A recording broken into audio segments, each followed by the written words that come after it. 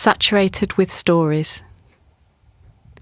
Peatlands blur water and earth, a shape-shifting land where past and present collapse, where nature and culture entangle.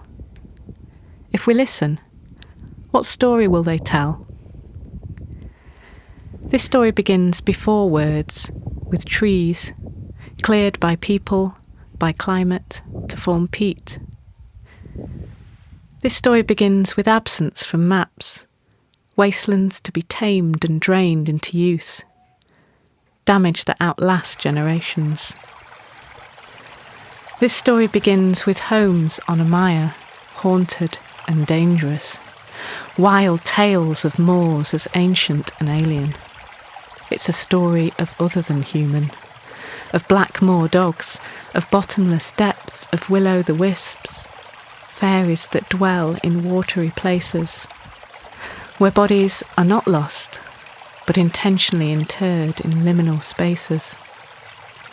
This story begins with people, of living and working, burying and remembering, healing, forgetting, walking, to escape.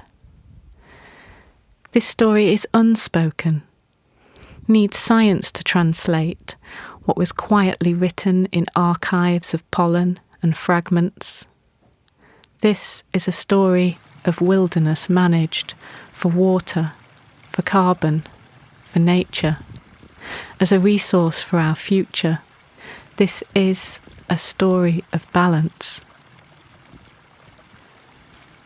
On Ilkley Moor, a peaty palimpsest from Neolithic to today, written in traces of settlements and standing stones, rocks carved and circled for reasons unknown, where a giant's wife spilled skirtfuls of stones, giving way to big cats and UFOs, metropolis of hydros, the mountain spa, where a song warns of going out bar tat, and where Darwin came for the water cure.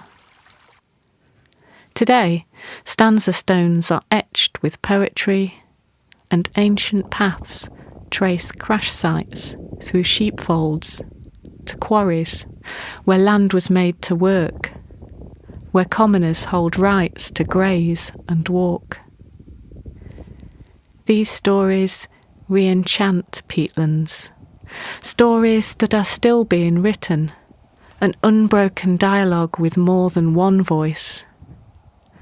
Widening the lens changes our view of peatlands as plural, old and new. What future tales will tell of crashed bikes, of curlew, of poetry, of re-wetted bogs?